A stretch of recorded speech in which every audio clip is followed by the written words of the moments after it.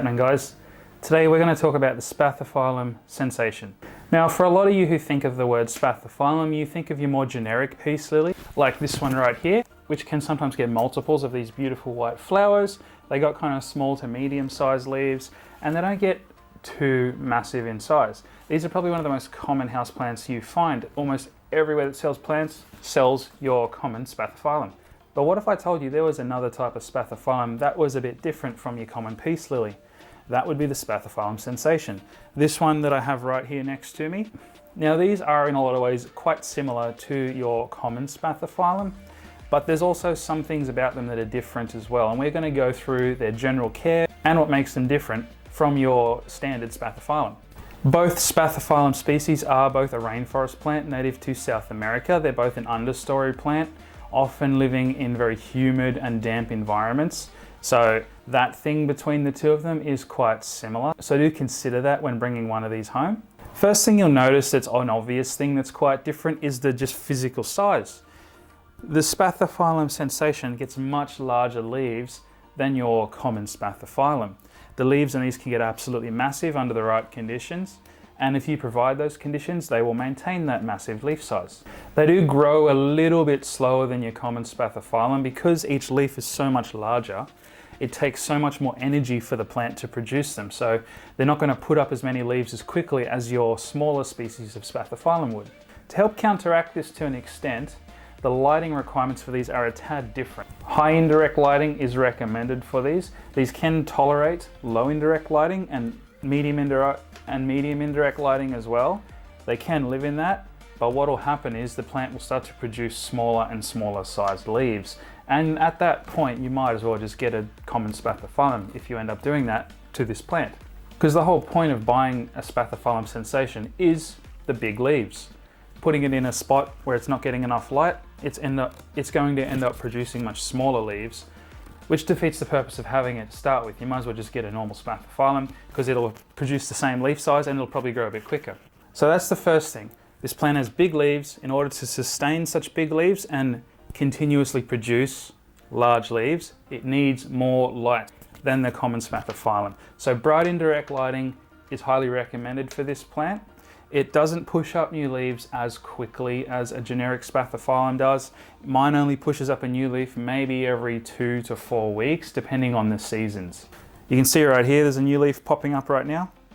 Hasn't unfurled yet.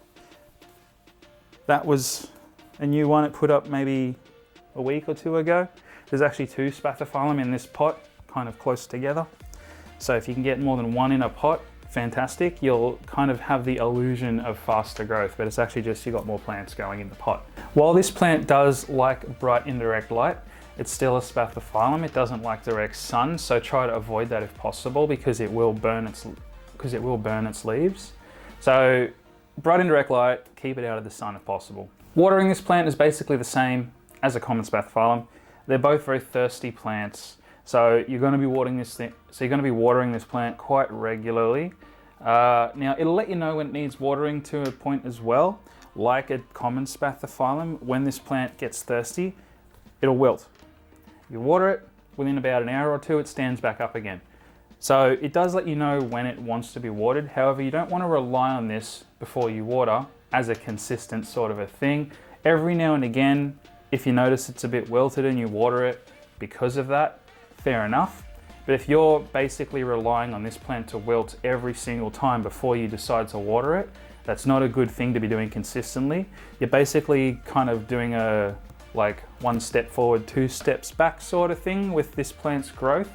You don't want it to resort to the point where it has to wilt as a consistent thing before you water it.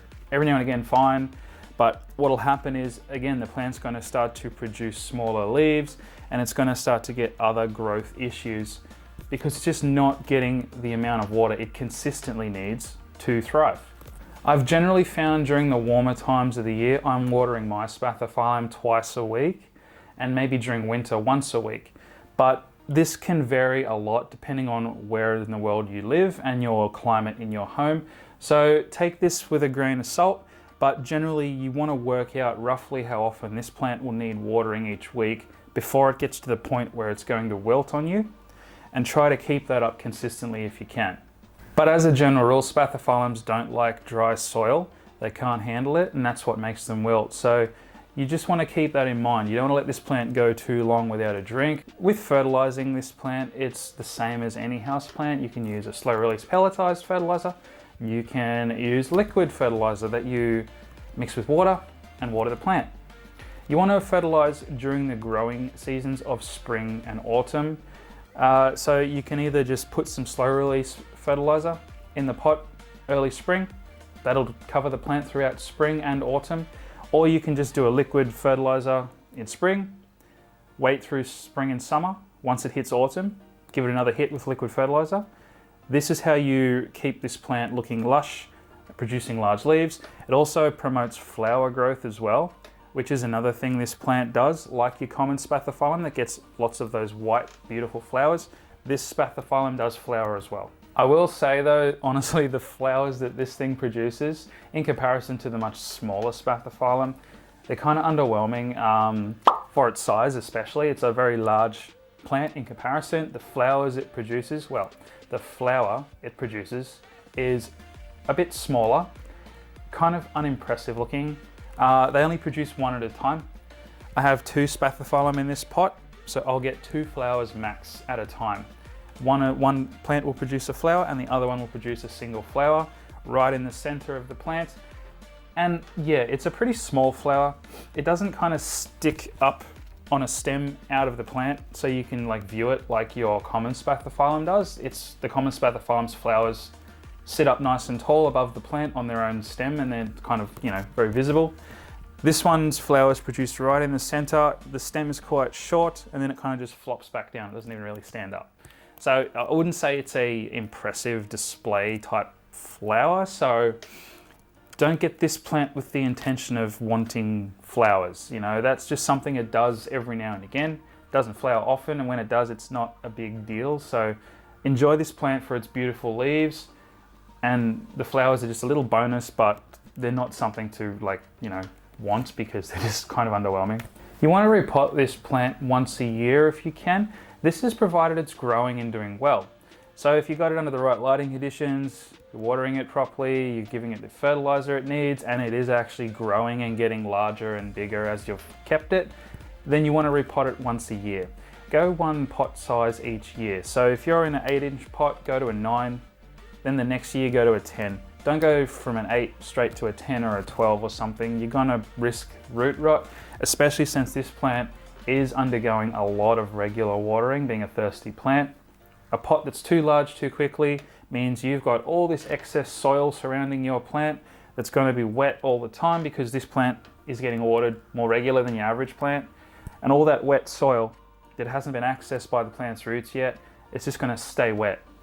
It's basically a breeding ground for bacteria, so you're going to risk root rot. So you only want to go up 1 pot size each time you do repot, and provided this plant is growing well, you can do that every year. But try to repot during the growing seasons. I would recommend repotting mid to late spring or in autumn.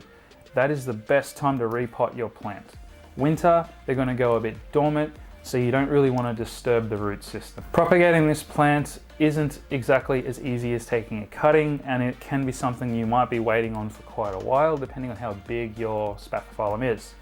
Now, basically, when the mother plant gets really large, you can split it into 2. So you'd want to do this when you're doing your repotting. So when the base of the plant is at a very large size and you have lots and lots of leaves, you can split it down the middle with a very sharp blade. And provided both halves of the plant that you've split have roots on them, generally they'll take okay. You know, you can repot them up and they should do all right. But you want to make sure that your spath is at a very large size before you do this, so it's able to sustain itself after you've split it. One other area that the Spathiphyllum sensation is vastly different from your common Spathiphyllum that I've found is with pests. Now, while they are still considered a very easy plant to care for, they're a little bit more pest prone. Now, this one has had its fair share of pests over the time I've had it. I've had this plant for, I don't know, maybe 4 years now. And in that time, it does get scale. Not all the time, but certain times of the year, mainly during winter and early spring, I'll have to treat it for scale.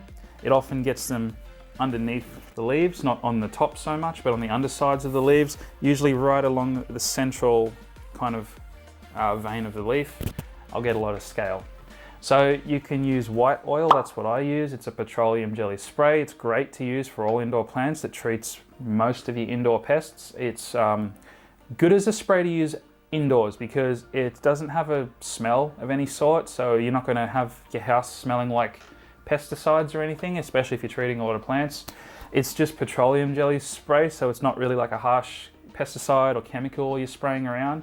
So it's pretty safe to use indoors. And I just spray the top and underside of the leaves. I also find that it does get scale on the stems of the leaves, so I'll have to spray them and wipe them down as well. So you want to follow up with a wipe down because you can spray the leaves, that'll kill the scale, but it's still going to remain stuck to the leaf even though they're dead. So you want to go with like a damp paper towel and wipe your plant down to get all those dead scale off the leaf, maybe like a day or two after you've sprayed.